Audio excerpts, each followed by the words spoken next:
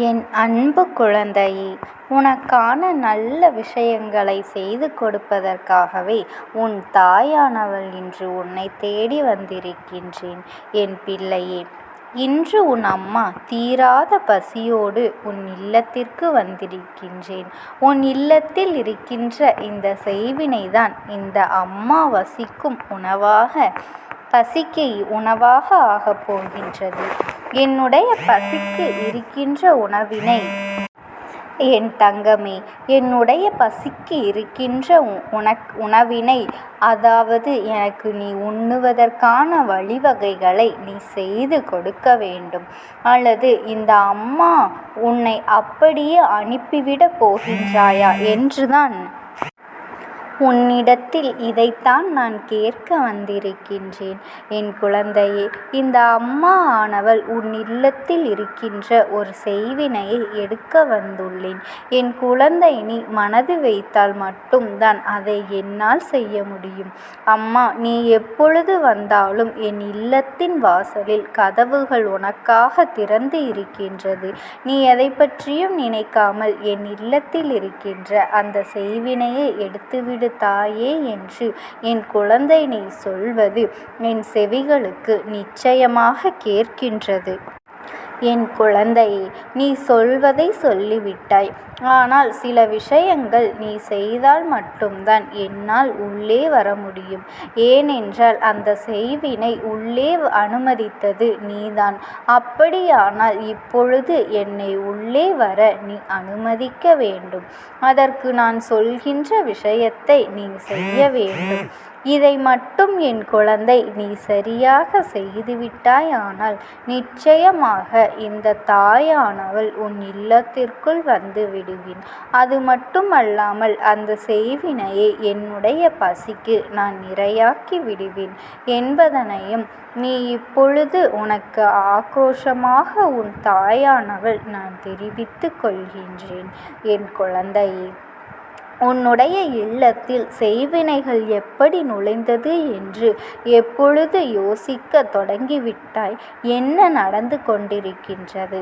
என்ன விஷயம் இப்பொழுது நம் இல்லத்தில் இருக்கின்றது? என்ன பிரச்சனைகள் இப்பொழுது அத்தனை சுலபமாக எல்லாம் இந்த உன் இல்லத்திற்குள் எதுவும் நுழைந்துவிட முடியாது. என் தங்கமே, அந்த செய்வினைகள் எல்லாம் உன் இல்லத்திற்குள் அவ்வளவு எளிதாக நுழைந்துவிட முடியாது. அதற்கு இடம் கொடுத்தால் மட்டும்தான் நுழையும். உன் இல்லத்தின் வாசலில் அந்த நேரத்தில் தெய்வம் காவலுக்கு இல்லை என்பதுதான் உண்மை. அப்படியானால் நீ என்ன தவறை செய்தாய் என்று சற்று சிந்தித்துப் பார். உன் இல்லத்தின் வாசலில் தெய்வம் நிற்க முடியாதபடி சென்றதற்கான காரணம் என்ன என்பதனை நீ தெரிந்து கொள். என் குழந்தையே, ஒருவேளை நீ இப்பொழுது என்னென்னவெல்லாம் சிந்திக்கின்றாய் தெரியுமா? நம் வீட்டில் இருக்கின்ற பெண்கள் யாருக்கேனும் தீட்டாக இருந்தால் ஒருவேளை தெய்வம் வாசலில் நிற்கவில்லையா என்று. இதுவெல்லாம் ஒரு நாளும் காரணம் ஆகாது. என் குழந்தை, எந்த நேரமாக இருந்தாலும் தெய்வத்திற்கு நீ பிள்ளைதான். அதனால் தெய்வம் ஒரு நாளும் அதையெல்லாம் காரணமாக காட்டி உனக்கு காவலுக்கு நிற்காமல் சென்றுவிட மாட்டார்கள். உன்னை தொடவோ நீ அவர்களை தொடப்போய் உனக்கு அனுமதி இல்லையே தவிர உன் உயிரை காப்பாற்றுகின்ற பொறுப்பு அவர்களுக்கு இருக்கின்றது என்பதனை எப்பொழுதும் நீ புரிந்து கொள். என் குழந்தையே, அவர்களை பற்றி நினைப்பதற்கான உரிமை யாருக்காக இருந்தாலும் எந்த நேரத்திலும் நிச்சயமாக இருக்கின்றது. இதை நீ சரியாக எப்பொழுதும் புரிந்து கொள்ள வேண்டும். ஒவ்வொன்றையும் நீ தெளிவாக உணர்ந்து கொள்ள வேண்டும். என்னவெல்லாம் உன்னை சுற்றி நடக்கின்றது என்பதனை நீ புரிந்து கொண்டால் நிச்சயமாக நான் சொல்ல வந்த விஷயம் என்ன என்பதனை நீ தெரிந்து கொள்வாய். என் தங்கமே, உன் இல்லத்திற்குள் எப்படி செய்வினை நுழைந்தது என்பதனை நீ புரிந்து கொள்வாய். சில காலமாக உன்னுடைய இல்லத்திற்குள் நேர்மறை சக்திகள் நடமாட்டம் குறைந்துவிட்டது. இல்லத்தில் பேசுகின்ற தேவையற்ற வார்த்தைகள், எதிர்மறையான சிந்தனைகளை கொண்ட மனிதர்கள், அதிகமாக பேசுகின்ற கெட்ட வார்த்தைகள் என்று இவையெல்லாம் உன்னுடைய குடும்பத்தில் இருக்கின்ற அனைவருடைய மனநிலையும் சில எதிர்மறையான சக்திகளை உருவாக்கி இருக்கின்றது. உன் குடும்பத்தில் இருப்பவர்கள்தான் பேசுகின்றார்கள் என்று நான் சொல்லவில்லை.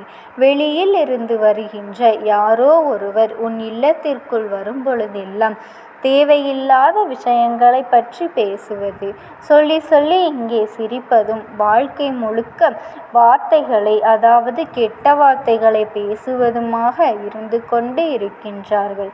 உன் இல்லத்தில் இருப்பவர்கள் பேசினாலும் சரி, வெளியில் இருப்பவர்கள் பேசினாலும் சரி, யாரேனும் ஒருவர் இது போன்று உன் இல்லத்தில் நடந்து கொண்டாலும் சரி, நிச்சயமாக அது உன்னுடைய இல்லத்தில் இருக்கின்ற நேர்மறை சக்திகளை எல்லாம் வெளியே அனுப்பி உனக்காக ஒருவர் செய்த அந்த செய்வினையை உள்ளே வரவழைத்து விட்டது.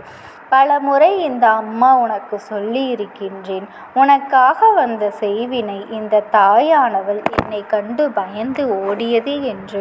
ஒவ்வொரு தெய்வங்களும் உனக்கு இது போன்ற வாக்குகளை கொடுத்திருக்கின்றார்கள். எல்லோருமே உன் இல்லத்தின் வாசலில் உனக்கு காவலுக்கு நின்று அவர்களை விரட்டி அடித்திருக்கின்றார்கள். அதையும் தாண்டி இப்பொழுது ஒரு செய்வினை உன் இல்லத்திற்குள் நுழைந்துவிட்டது என்றால் அது இது போன்ற செயல்களால் மட்டுமே நடந்தது என்பதனை நீ புரிந்து கொள்ள வேண்டும். இனியாவது இந்த தவறை முதலில் திருத்திக் கொள்ள வேண்டும். இந்த தவறை திருத்துவது ஒரு புறம் இருக்கட்டும். இனிமேல் அதனை அந்த தாயானவள் நான் வெளியேற்றப் போகின்றேன் என்றால் நான் உள்ளே வருவதற்கு நீ என்ன செய்ய வேண்டும் தெரியுமா? என் குழந்தையே, உன்னுடைய இல்லம் முழுக்க நீ தீப தூப ஆராதனைகளை காண்பிக்க வேண்டும். எந்த நேரம் என்று நீ குறித்து கொள்ள வேண்டிய அவசியம் கிடையாது. மாலை வேளையிலோ அல்லது காலை நேரத்திலோ நீ பூஜைகளை செய்ய வேண்டும். நீ தோன்றுகின்ற நேரத்தில் தீபத்தினை ஏற்றி வைத்துவிட்டு உன்னுடைய இல்லம் முழுக்க தூப ஆராதனைகளை நீ காண்பிக்க வேண்டும். இல்லத்தில் இருக்கின்ற அத்தனை மூலை முடுக்குகளிலும் காண்பித்து உன்னுடைய இல்லத்து நிலைவாசலுக்கு நீ காண்பித்து விடு. அவ்வளவுதான் என் குழந்தையே. இந்த தாயானவள் சற்றென்று உன் இல்லத்திற்குள் நுழைந்து விடுவேன். செய்வினைகளினால் எத்தனை பாதிப்புகள் நீ அடைந்திருக்கின்றாய் என்று சற்று சிந்தித்து பார்.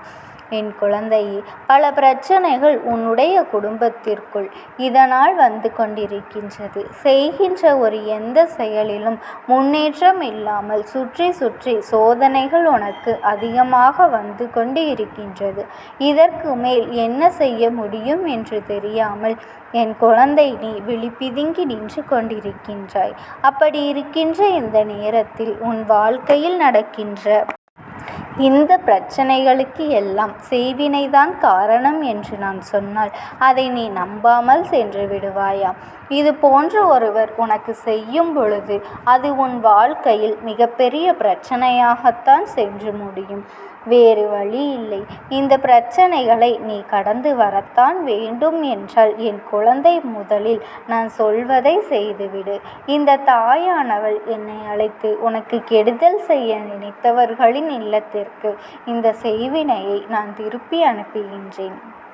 இந்த செய்வினையானது வசிக்கும் இவர்கள் இரையாக்கப் போகின்றார்கள்.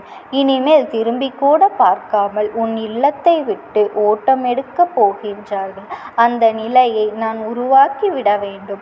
நீ காண்கின்ற தீபமோ ஆராதனைகள் என் குழந்தை நிச்சயமாக பட்டை, கிராம்பு, ஏலக்காய் இவைகள் எல்லாவற்றையும் நீ கலந்து காண்பித்தால் எல்லாமும் சிறப்பான விஷயமாக இருக்கும்.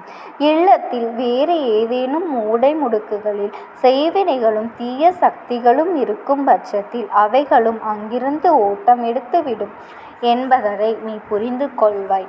என் குழந்தையே, நல்ல நேரத்தில் இந்த தாயானவள் உன் இல்லத்திற்குள் வந்து இதை செய்யும் பொழுது அதை ஒரு நாளும் நீ விட்டு விடாதே. உனக்கு நன்மைக்குத்தான் நடக்கப் போகின்றது என்பதனை நீ புரிந்து கொண்டு அம்மாவினுடைய வாக்கினை மதித்து இதனை செய்துவிட்டால் போதும். எல்லா சூழ்நிலைகளும் உன் வாழ்க்கையில் மாற வேண்டும். உன்னை சூழ்ந்திருக்கின்ற அத்தனை தீய விஷயங்களும் உன்னை விட்டு விலக வேண்டும். நடப்பவை எல்லாம் உன்னுடைய நன்மைக்காக மட்டுமே இருக்க வேண்டும். காரணம் எதுவும் இல்லாமல் இந்த வாழ்க்கை எந்த ஒரு விஷயத்தையும் பெற நினைக்காமல் அனைத்தையும் காரணத்தோடு தான் உன் அம்மா உனக்கு உணர்த்த வந்திருக்கின்றேன். என் அன்பு குழந்தைக்கு இந்த அம்மாவினுடைய அன்பும் ஆசீர்வாதங்களும் எப்பொழுதுமே இருக்கும். ஓம் சக்தி. ஓம் ஆதிபரா சக்தி.